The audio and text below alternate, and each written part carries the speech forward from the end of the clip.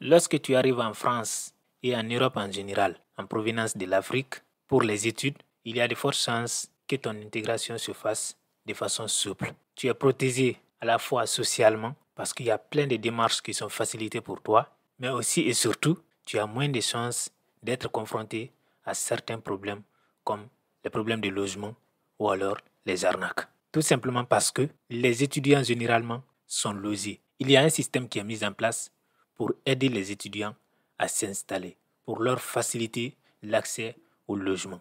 Et vu qu'un étudiant généralement n'a pas au départ un compte bancaire qui va avoir un flux transactionnel assez élevé, il y a moins de risques qu'il se fasse arnaquer, soit par des banques ou alors par des individus malveillants. Mais ça change quand vous venez dans ces pays-là en tant que travailleur. Quand vous arrivez en France ou en Europe en général, en tant que travailleur, il y a beaucoup plus de risques que vous vous fassiez avoir par des arnaqueurs. Dans cette vidéo, je vais te donner les 4 arnaques qu'il faut forcément éviter quand tu viens d'arriver, soit en France ou alors en Europe en général.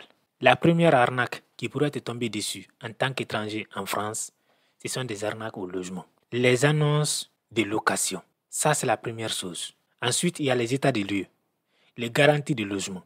Donc les arnaques au logement, il y en a de multiples catégories. Et on va parler de chacun de ces types d'arnaques au logement. La première, ce sont des annonces d'offres de location. Quand vous venez d'arriver, vous avez l'obligation de vous trouver un logement. Il y a plein de documents qui nécessitent une attestation de logement. Donc si vous n'avez pas quelqu'un ici déjà qui est prêt à vous accueillir et à vous fournir une attestation de logement, vous êtes obligé de trouver un logement. Et généralement, la solution la plus facile sur laquelle se rabattent les gens, ce sont des logements temporaires sur une courte durée, allant d'1 mois à 3 mois maximum. Ces logements, souvent, ce sont des Airbnb, ce sont des Estudines, mais qui sont à la fois difficiles d'accès pour quelqu'un qui vient d'arriver, parce qu'on te demande souvent des documents que toi, tu n'as pas en ta possession. Et d'autre part, ce sont des logements qui coûtent très cher. Donc, tu es obligé de trouver une alternative beaucoup plus rapidement si tu ne veux pas dépenser trop d'argent dans le loyer. Cela nous ramène donc aux recherches de logements. Lorsque tu commences à chercher des logements, il y a des sites comme celosé.com ou encore PAP, mais il y a aussi le Bon Coin. Ce sont généralement des sites qui sont utilisés par des gens qui ont des logements à mettre en location, mais aussi par des arnaqueurs qui veulent profiter de votre ignorance dans le domaine. Vous allez voir souvent des offres qui vous demandent de faire un versement au préalable avant de venir faire la visite. Ne déposez jamais votre argent dans le compte de qui que ce soit, peu importe comment le logement est séduisant. Ce sont des arnaqueurs. Vous ne déposez jamais de l'argent sur le compte d'un bailleur tant que vous n'avez pas signé le contrat. Peu importe comment vous êtes séduit par l'appartement ou l'offre en question, dès que la personne vous demande de faire un versement au préalable sur un compte quel qu'il soit, ne le faites pas et surtout, fuyez le plus rapidement possible. Ce sont des arnaqueurs. Et le deuxième type d'arnaque auquel vous allez être confronté pour les logements, ce sont des états de lieux d'entrée. Quand vous venez d'arriver, très souvent, vous ne prêtez pas attention à ces notions-là. Vous venez en même temps, on vous donne des documents à signer. Rapidement, vous signez tout parce que vous êtes fatigué.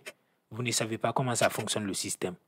Et vous allez vous retrouver donc avec un document sur lequel vous avez votre signature, malheureusement, dont le contenu ne correspond pas à ce qu'il y a à l'intérieur de la maison où vous habitez.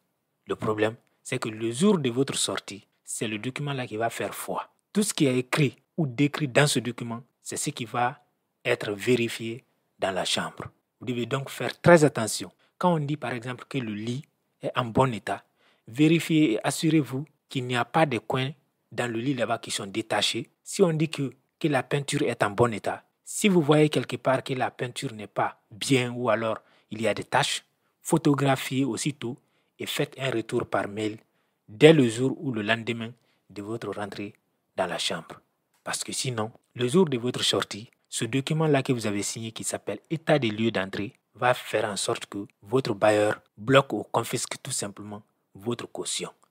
Donc faites très attention à l'état des lieux d'entrée. Quand vous rentrez, vous pouvez signer l'état des lieux, mais ne prenez pas de temps. Vérifiez chaque coin et recoin de la chambre.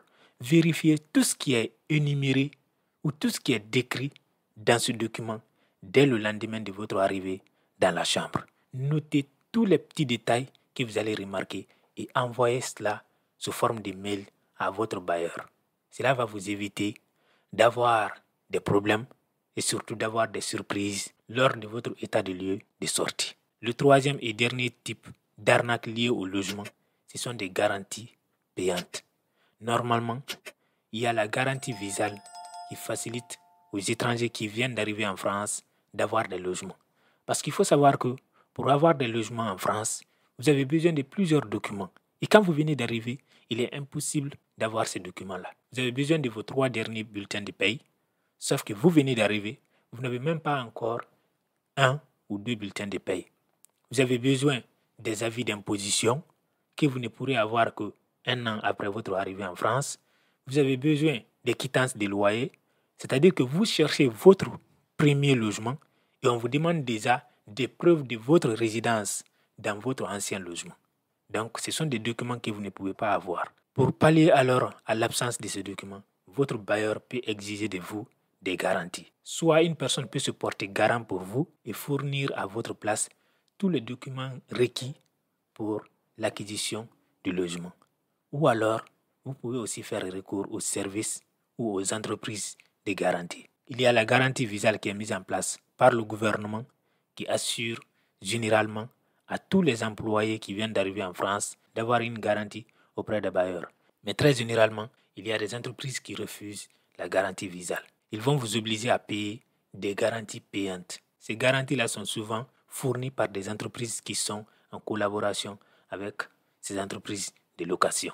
Quand vous payez, faites en sorte que ça soit bien précisé la durée de début et de fin de votre garantie.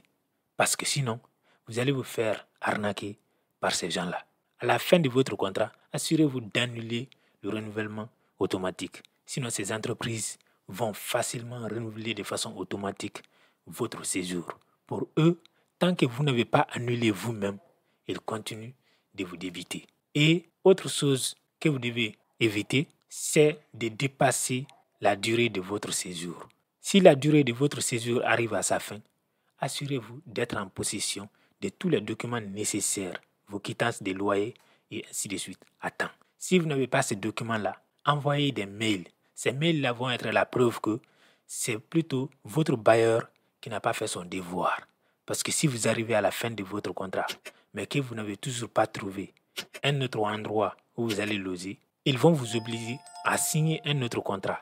Et quand vous signez ce nouveau contrat-là, même si entre-temps vous trouvez un logement, ils vont vous obliger à consommer 1 mois de préavis. Si vous ne consommez pas les 1 mois de préavis, ils vont quand même vous faire payer les 1 mois, même si vous sortez de leur maison tout en début du mois. Donc, assurez-vous d'envoyer des mails. Si il vous manque de documents comme les quittances des loyers, envoyez des mails.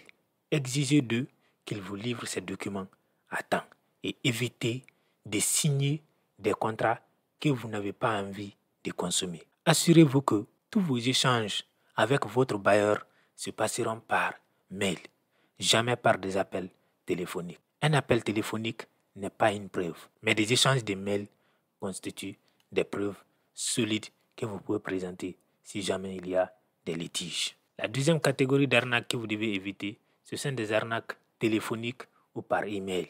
Généralement, quand vous êtes nouveau en France, vous n'êtes pas habitué à recevoir des mails de personnes inconnues ou alors des SMS de personnes inconnues qui vous demandent de vous rendre sur un site très rapidement possible, sinon que vous risquez par exemple de payer une amende. Des gens qui vous appellent et qui se font passer par votre banque, qui vous demandent alors de réagir très rapidement en fournissant vos coordonnées bancaires. Ce sont des choses auxquelles vous devez être avisé. Quand vous recevez un mail, peu importe si ça semble urgent ou pas, assurez-vous de bien regarder la source du mail. Si le mail fait référence à votre banque, appelez votre conseiller bancaire. Si le mail fait référence à un service public, comme par exemple à Amélie pour l'assurance maladie, appelez l'assurance maladie. Ne cliquez jamais sur les liens et ne fournissez jamais vos informations personnelles à travers un lien ou un SMS. Même si la personne vous appelle et insiste, évitez toujours de fournir des informations personnelles à qui que ce soit. Votre banque, les agents ou alors votre conseiller bancaire ne va jamais vous demander vos informations bancaires. Et s'il y a des problèmes sur votre compte, généralement, cela se passe de façon beaucoup plus professionnelle. Votre banque ne va jamais vous envoyer un mail au-delà de 18 heures et ils ne vont jamais vous appeler à 7 heures du matin. Soyez intelligent et surtout faites très attention à ce genre de mails ou de messages que vous allez recevoir. Donc les arnaques téléphoniques ou par email, il faut les éviter et faire très attention. Ne jamais fournir ses coordonnées bancaires ou alors ses informations personnelles sur des sites inconnus. La troisième catégorie d'arnaques, ce sont des arnaques aux cartes bancaires. Faites très attention aux sites sur lesquels vous faites vos achats et assurez-vous de toujours réagir le plus rapidement possible si jamais il y a une opération frauduleuse ou suspecte sur votre compte. Votre carte bancaire ne doit pas être utilisée n'importe où et n'importe comment. Il arrive même que votre propre banque fasse des opérations sur votre compte à votre insu. Il est arrivé cette année par exemple que mon pote se fasse voler 7 € sur son compte par la banque. Ils ont dit que son compte était resté débiteur pendant plus de 48 heures, alors que c'était faux. Son compte n'a jamais été un compte débiteur. Et il y a un autre étudiant qui s'est fait voler plus de 47 €. La banque prélevait chaque mois des frais sur son compte alors qu'il a un compte étudiant. Son compte étudiant est un compte gratuit, mais la banque prélevait quand même des frais sur son compte. Il a fallu que lui-même, il vérifie et qu'il se rende compte qu'on lui a prélevé jusqu'à 47 €. Il a fait la réclamation et il a été remboursé. Donc, faites attention. Ne faites pas confiance. Si vous voyez une opération que vous ne pensez pas avoir réalisée vous-même, réagissez le plus rapidement possible. Ne faites pas confiance à votre banque et ne faites confiance à personne d'autre. Encore moins aux sites web que vous ne connaissez pas bien et qui n'ont pas une bonne réputation.